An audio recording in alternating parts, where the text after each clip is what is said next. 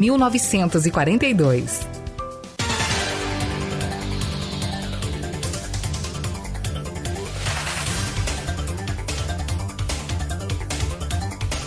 Sete horas e 50 minutos, voltamos com o Folha no Ar, primeira edição, hoje com a presença do superintendente da Fundecam, Rodrigo Lira.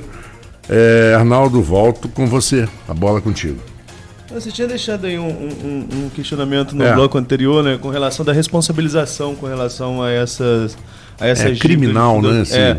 Isso pode gerar inquéritos criminais, isso claro que vai caber mais ao Ministério Público do que você falar sobre isso, ao Ministério Público de pedir essas investigações. Mas, de maneira geral, você hoje como responsável pelo fundo, acredita que isso pode gerar responsabilidades criminais tanto para os gestores à época do Fundecam, os que estiveram no cargo que hoje você ocupa, quanto para quem adquiriu esses empréstimos?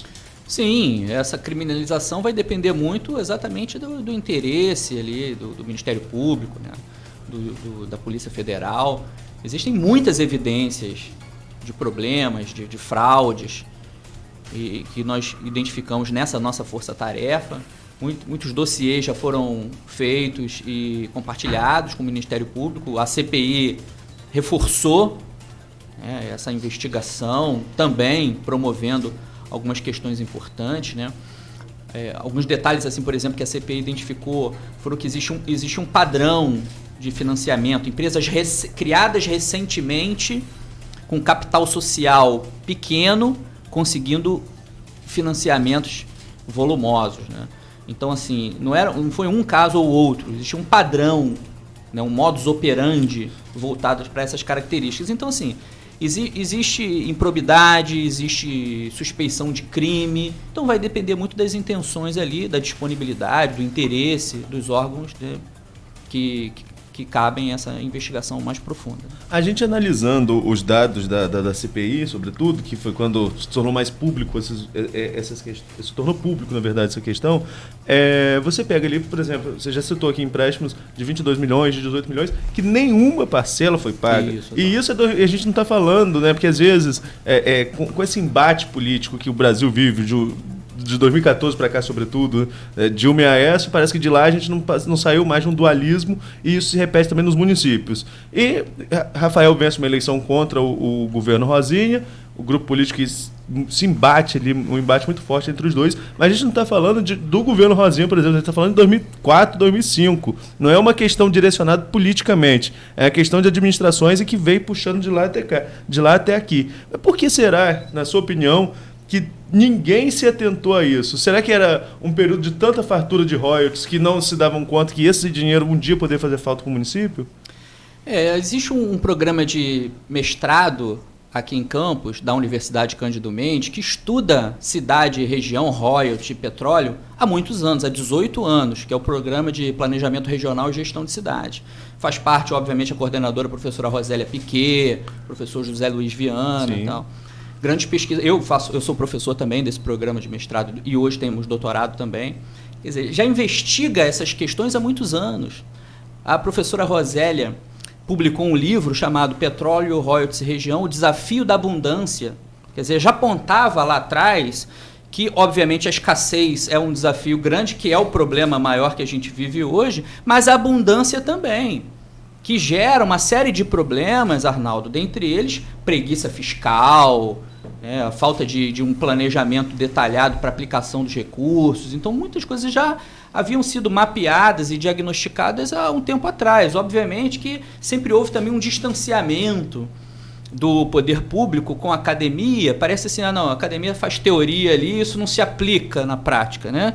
Obviamente, na gestão atual, eu mesmo estando no governo, eu sou uma mostra de que a perspectiva é diferente. Professor Romeu Neto, existem vários pesquisadores que hoje integram o governo exatamente para não só aproximando a gestão da universidade, mas utilizando esses diagnósticos e tudo que já foi feito para desenvolver políticas públicas, né, importantes para o nosso município. Dos 5.570 municípios brasileiros, quantos têm essa condição de serem um polo universitário? minoria, né? Nós somos somos privilegiados em sermos um polo universitário aqui, com muitas universidades importantes que desenvolvem pesquisa profunda, que tem programa de mestrado e doutorado, e isso pouco foi aproveitado, apropriado pela prefeitura. Se tivesse sido, talvez minimizasse esse problema. Agora, Arnaldo, lembrando também, né, que assim, quando a gente fala em gestões anteriores, a gestão imediatamente anterior foi de 8 anos da Rosinha, mas os grupos anteriores que vieram também eram do mesmo grupo, né?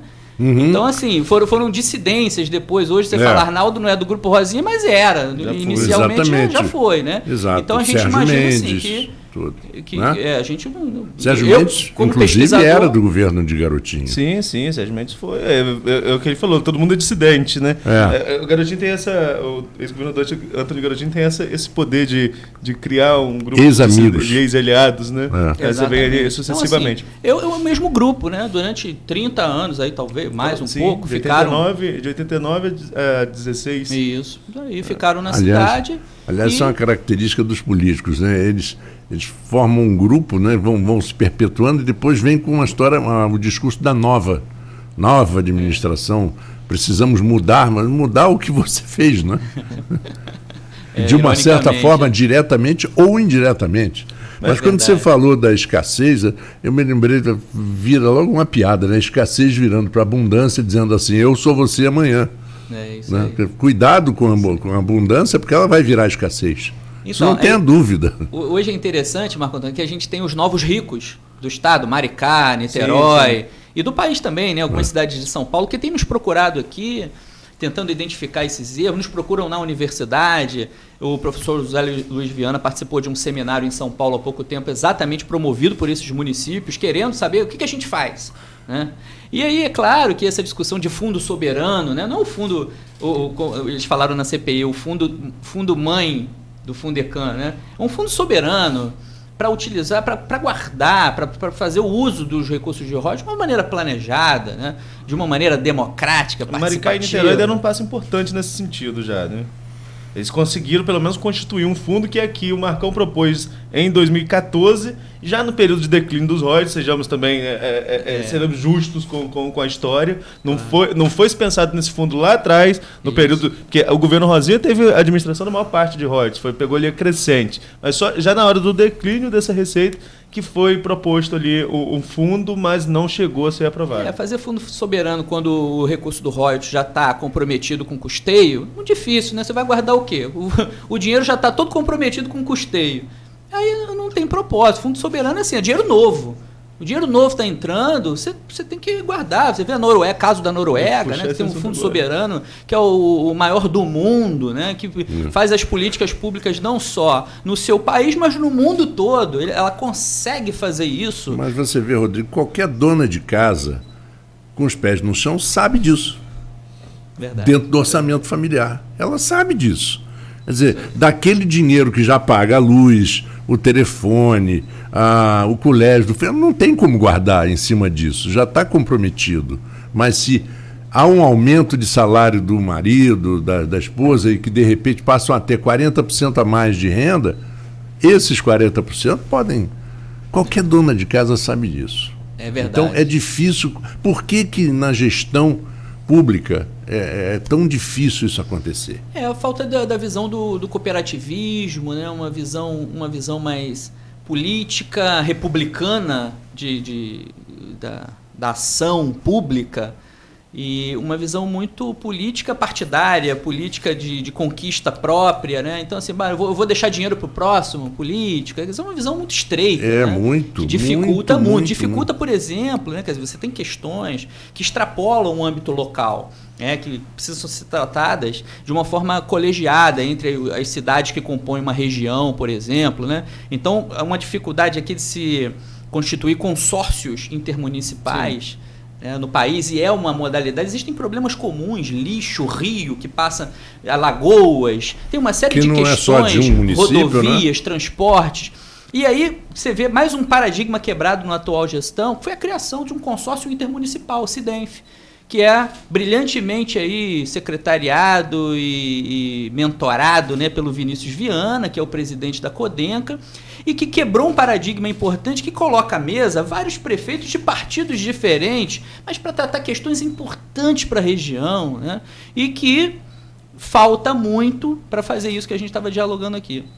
Você pensar no município, na região e não nos seus próprios objetivos. Infelizmente, nós tivemos uma trajetória aqui de 30 anos, né, de políticos com esse pensamento em se perpetuar, criando políticas populistas, né? Obviamente eu sou doutor em política, eu acredito obviamente nas políticas sociais, nas políticas públicas, mas com uma porta de entrada e uma de saída, né? A gente precisa pensar dessa maneira.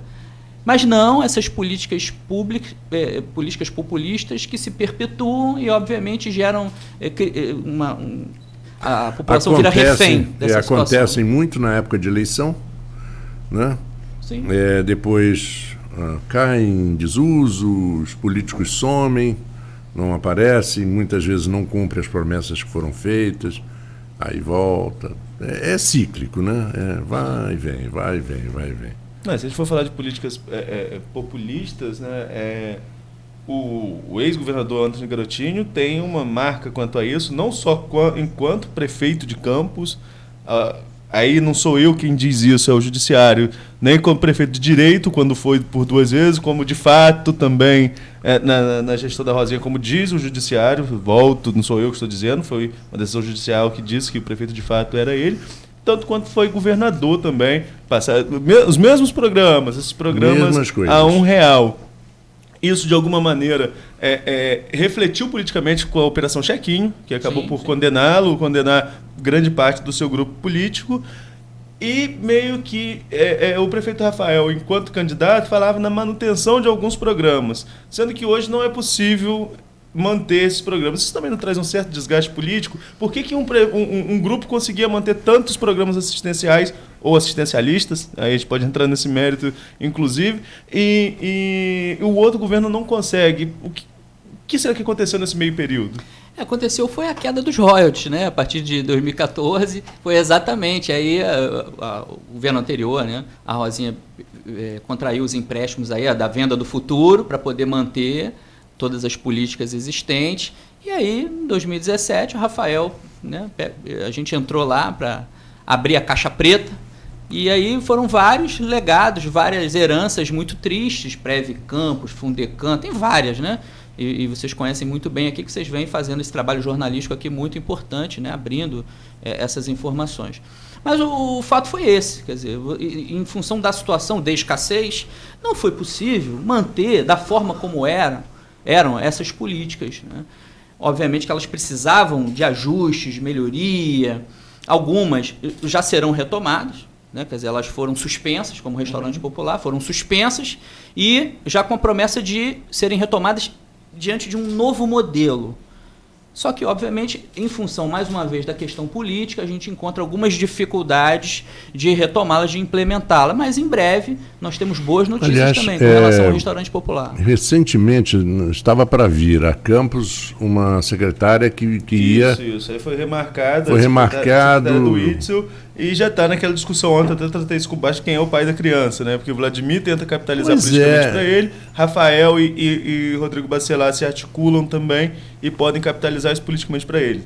Para os dois, no caso. Mas é aquela história, se o restaurante realmente sair, é o que mais importa para quem precisa. Mas não é? É isso que a gente estava falando agora, deixar de lado. Porque, por exemplo, se eu não estou dizendo que ele está fazendo isso, mas se Vladimir tentar impedir a instalação do Restaurante Popular só porque ele quer que seja projeto dele, ele está prejudicando a cidade, né? Sim. Como do outro lado também. Como do outro lado também. Exatamente. Ah, não, eu quero fazer porque é meu. Não, mas não é seu. Então tá bom, então não é nosso. Pronto, vamos fazer. Vamos ver. O Rui Bastos colocou aqui ontem, eu fiz pergunta a ele com relação a isso também, que nos próximos dias teremos novidades com relação a essa questão do restaurante popular, e tomara que avance aí, que cada um consiga captar politicamente da forma que for, mas que realmente aconteça. Que melhore a qualidade de vida da população. Exato. Quem precisa do serviço não está nem aí para essa briga política, a verdade é essa, né? Verdade. Agora, Rodrigo, como pesquisador, mais como pesquisador do que hoje como superintendente do Fundecam. Qual o legado dos royalties para Campos, na sua visão? Olha, um legado de desigualdades, né? Um legado aí de paradoxos, né? Se por um lado você tem aí o CEPOP, né, que custou 100 milhões, você tem aí problemas infraestruturais gravíssimos, né, políticas populistas, e a criação de uma cultura exatamente de dependência dessas políticas populistas, né? Então, assim, no geral, foi um legado ruim para a população, para a cidade, para a prefeitura, que hoje enfrenta essas questões que você mencionou aqui no início, né? Como é que você desata esse nó agora de uma folha de pagamento que é maior do que a prefeitura de Vitória? Quer dizer, como é que um município médio, obviamente complexo, como Campos, uma extensão territorial gigante, tem uma folha de pagamento maior do que a da prefeitura de Vitória, né? Isso, obviamente, impacta o custeio e a arrecadação. Por mais que ela tenha se ampliado, melhorado em vários quesitos, obviamente não faz frente ainda para lidar com esses compromissos. Então, são desafios muito grandes e o impacto dos royalties, nesse aspecto, ele foi um impacto negativo.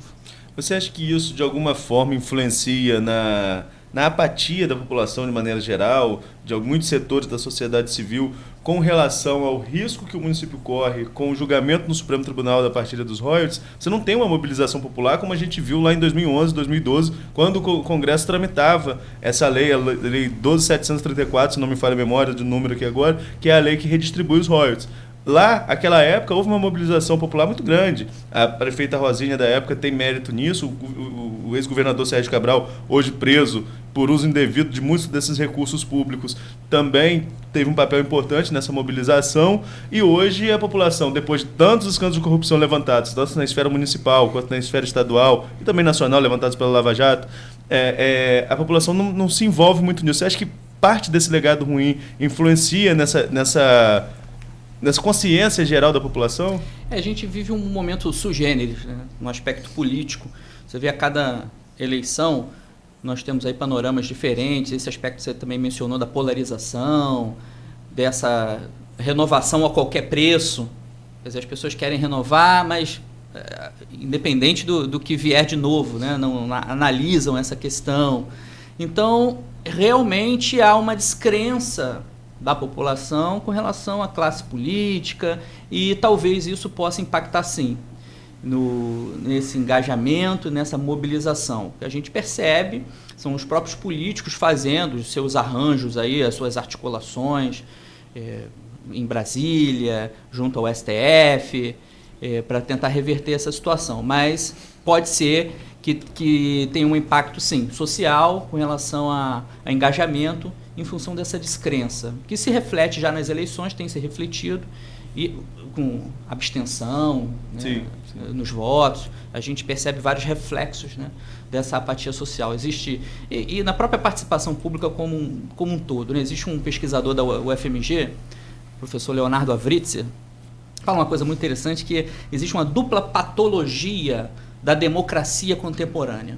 As pessoas, o problema da representatividade, as pessoas não se sentem mais representadas, e o problema da participação. As pessoas não participam, não têm participado. E eu, como pesquisador, eu fiz uma tese, inclusive, sobre democracia local, a gente já identificava essa questão, e isso está se agravando, né? Quando mesmo você tendo os aparatos participativos, você percebe uma dificuldade muito grande de engajamento, de participação, uma participação fundamental na construção exatamente disso que a gente espera, né? Políticas públicas construídas de uma maneira coletiva, que surtam um efeito na sociedade. E aí no Fundecam, essas novas linhas de financiamento que a gente criou, teve exatamente essa vertente, uma delas, Fundecam Economia Solidária. Existe um fórum, Arnaldo, da Economia Solidária em Campos, que tem mapeado mais de 200 redes costureiras, doceiras, artesanato, agroecologia, catadores de recicláveis, mais de 200 redes, um potencial imenso de geração de renda. E aí, obviamente, nós interagimos para entender quais eram as demandas. A Nilza Franco, mandar um abraço para ela aqui, que é a grande articuladora, coordenadora desse movimento aí. Ela é uma grande parceira por isso, porque ela tem essa noção da democracia e nós criamos essa linha de financiamento exatamente entendendo essas demandas. O fórum falou assim, olha, a gente precisa de financiamento nesses valores, mas o artesão, por exemplo, tem dificuldade em arrumar avalista com capacidade de pagamento, de comprovação de renda. Então nós criamos o aval solidário. Você tem um grupo ali de 5 costureiras, uma avaliza para outra, cada um capta 3 mil, que é um valor importante, mas elas podem comprar uma máquina que vai beneficiar todas elas. Então, assim, construímos uma política com essa vertente, ouvindo, participando das reuniões e discutindo, que é o mais importante. Infelizmente, isso está escasso na política contemporânea. Eu acho que é muito nítido para quem acompanha, sobretudo o bastidor de política, o bastidor da política, que a participação popular ela é muito pouca nos conselhos, por exemplo. Os conselhos, eles são... Isso não é um demérito de campos, isso é uma coisa regional. Os conselhos, eles são inflados por membros de administração pública. São pessoas indicadas, porque senão nem fecha o conselho. A população parece meio distante dessas discussões políticas a todo momento, porque não se vê representado nos parlamentos, digamos assim, tanto municipal, quanto estadual, quanto federal, que a própria população elege. Tem sua parcela de responsabilidade ali também. Mas quando se abre o conselho também não se prontifica a participar. Há um descrédito com o sistema como um todo, né? Parece. É verdade. O desenho federativo brasileiro, né, que criou, dentre outros mecanismos, aí, os conselhos municipais, a Constituição Cidadã, né, de 88, ela foi bem intencionada nesse sentido, né, de criar esse aparato democrático. Mas, obviamente, nós temos uma gramática política brasileira que não se encaixa exatamente na utilização plena desses mecanismos. E aí você tem toda a razão. Existem mecanismos como a cooptação, né, quer dizer, o poder de agenda da esfera pública municipal é muito forte com relação aos conselhos municipais. Muitas vezes, assim, o conselho ele foi feito para promover o accountability, que é aquela vigilância acerca do governo municipal. Mas normalmente quem é o presidente do conselho é o secretário da pasta. Como é que quem fiscaliza é o fiscalizado? Não tem lógica isso, né? Então nós temos algumas situações no desenho federativo brasileiro que a gente identifica essas situações e obviamente dificulta ainda mais. E a questão da cooptação. Às vezes as instituições que participam dos conselhos, por exemplo, recebem subsídio da prefeitura. Como é que ela vai se posicionar ali contra, né, nessa barganha né, municipal, vai se posicionar contra o município, sendo que ela é financiada por ele? Obviamente não deveria fazer essa conta, né? Mas na prática é o que acontece. Não se pode fazer advogar em causa própria, a gente sabe disso, né? Está escrito na lei essa coisa toda, mas os deputados votam seus próprios aumentos. Então, na verdade, eles votam as leis que, se forem aprovadas, vão botá-los na cadeia. Votam até para soltar, né? Votam para soltar. Essa foi um absurdo. Votaram até para soltar os deputados presos na fundo da onça. Que não era da alçada deles, hein? Mas aí a ministra Carmen Lúcia mandou para eles, né? Rolou a bola para eles para que eles decidissem, né? Então tem essa questão também de instituições que a gente não tá muito bem. Marco, a gente vai para o último bloco, né? São 8h13, a gente vai para o intervalo. A gente acabou ampliando o leque da conversa, saiu muito da questão do Fundecam. Vamos usar o último bloco para a gente falar dessa diversificação das linhas de crédito, tá? Que a gente tem aí com essa mudança do Fundecam a partir de 2017. Então vamos ao intervalo agora, voltamos em seguida com Folha no Ar, primeira edição. Ei, psiu. Você conhece a Copa Táxi? São 16 anos transportando você e sua família. Todos os motoristas cadastrados com nada consta. A frota